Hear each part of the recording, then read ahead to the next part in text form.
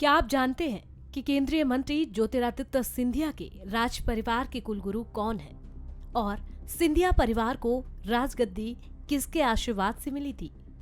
शायद नहीं। तो चलिए हम आपको आज ये बता देते हैं। दरअसल सिंधिया परिवार के कुलगुरु एक मुसलमान फकीर मंसूर शाह है। रविवार को सिंधिया ने ग्वालियर के गोरखी में अपने कुलगुरु बाबा मंसूर शाह की पारंपरिक ढंग से पूजा अर्चना की। देवघर में बीते 300 सालों से सिंधिया परिवार का मुखिया यहाँ पूजा अर्चना करता है। बाबा मंसूर शाह महाराष्ट्र के बीड जिले के थे। वो सिंधिया परिवार राजपाट से पहले पेशवाओं की सेना का हिस्सा था। बताया जाता है कि सिंधिया राज परिवार और मुगलों के बीच जंग में ग्रेट मराठा महादजी पेशवा सेना के साथ गए थे। इस जंग में लगभग सभी पेशवा सैनिक मारे गए थे।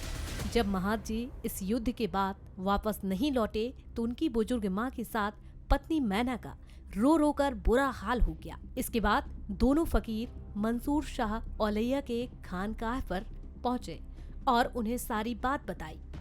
इस पर बाबा मंसूर ने कहा, महादजी को कुछ नहीं होगा, वह जिंदा है और यहीं आएगा। तभी यह चमत्कार हुआ और एक युवक महादजी को लेकर बाबा के दरबार में पहुंच गया।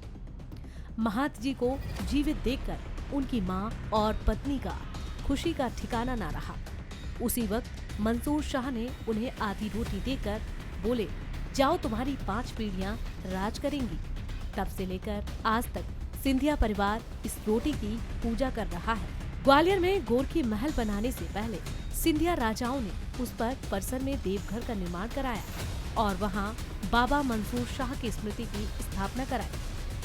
इस देवघर की खासियत ये है कि इसमें ना तो किसी सूफी संत की मजार है और ना ही किसी संत की समाधि है।